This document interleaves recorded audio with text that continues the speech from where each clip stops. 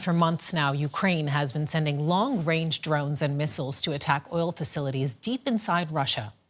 In recent days, Ukraine claims to have carried out strikes on the large Ufa lubricant refinery in the Urals region. The near-daily attacks have created a fuel shortage inside of Russia, leading to rationing, long queues at filling stations, and record price increases, impacting Russians' daily lives.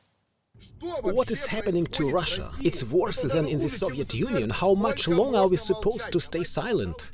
This young man is one of many Russians who are frustrated, angry and increasingly alarmed by what's unfolding around them. Across the country, drivers are waiting hours, sometimes more than a full day, just to fill up their tank. Russia's internet is flooded with videos showing kilometer-long queues at gas stations. A fuel crisis triggered in part by Ukrainian drone attacks is now being felt far beyond the battlefield. As refineries, fuel depots and transport infrastructure come under repeated attack, fuel supplies are growing increasingly strained. How are people supposed to live like this if they can't even fill up their cars and get around? Many Russians are angry, but what comes next? Could frustration online turn into something more? Criticizing the Russian government, President Vladimir Putin or the war in Ukraine carries serious risks in Russia. That makes it difficult to gauge the true mood of the country. So are the voices we hear online representative of the wider population? Political scientist Dmitry Oreshkin, based here in Riga, says, I don't believe we're witnessing a genuine call for revolution. Rather, I think Russians are only now beginning to understand reality.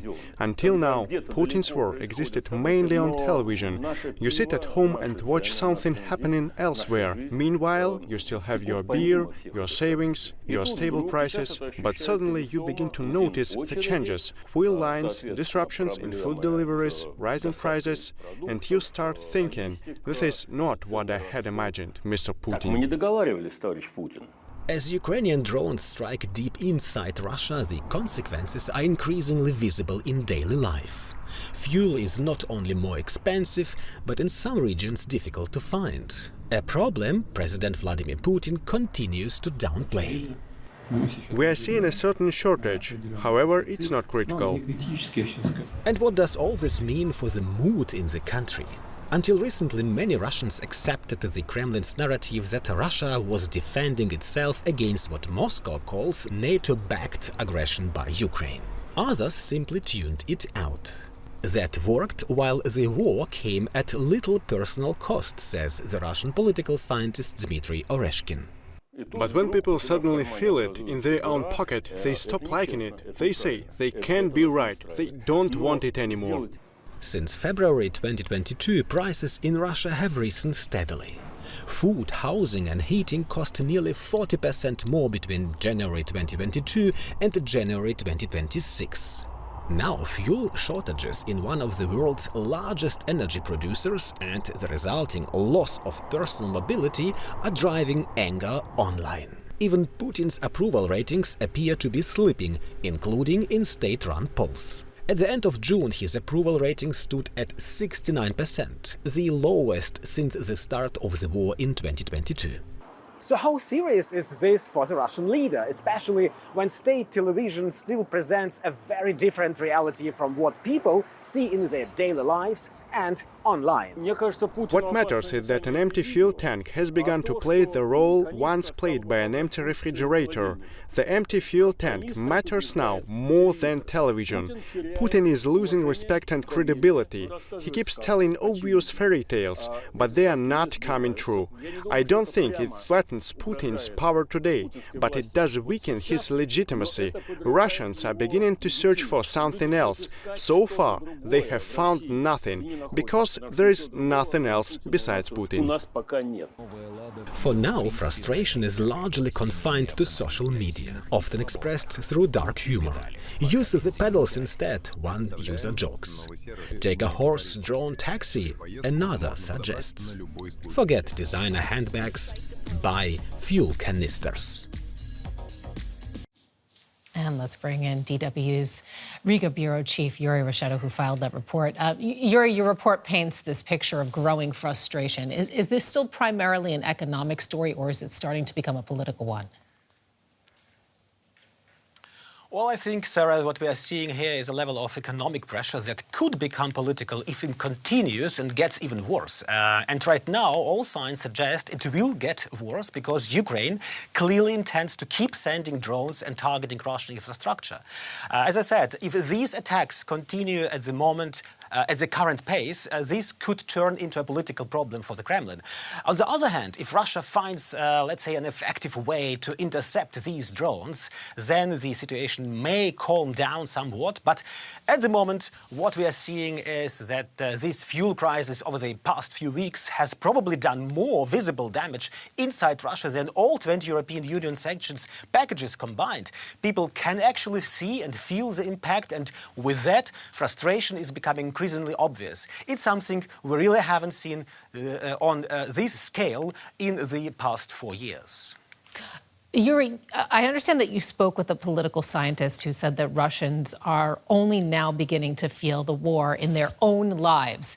Is this the first time that you've seen a noticeable gap open up between the Kremlin's narrative and people's everyday experiences? Well, most Russians have known since Soviet times that television doesn't always tell the truth. Younger Russians hardly watch TV at all anymore, Sarah. There are also the generation most frustrated by Russia's isolation from the West. Older Russians or elderly Russians who think critically and still watch state television have been noticing the gap between reality and the official narrative for years. But at the same time, we shouldn't underestimate the power of propaganda or the strength of Russian patriotism strength. There are still many Russians who genuinely believe in the state, in Putin, and in what he says. What's becoming obvious, though, is that Putin himself seems to be finding it harder and harder to put a brave face on things. In the television interview he gave recently, the one quoted in my report, you can see him quite clearly reading his answers from a teleprompter. He looks tired, the audio quality is poor. It's not exactly a shining example of Russian propaganda. We know that Russians, they face severe penalties for criticizing the war. So how much confidence do you think that we can really have in the anger that we're seeing online, that it reflects wider public opinion?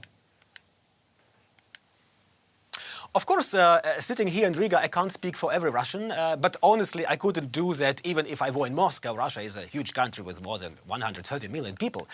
What I can say, Sarah, is that Russians absolutely love social media, probably more than Germans do. They post everything. Telegram is hugely popular, and so is Instagram, despite being officially banned because it's owned by Meta.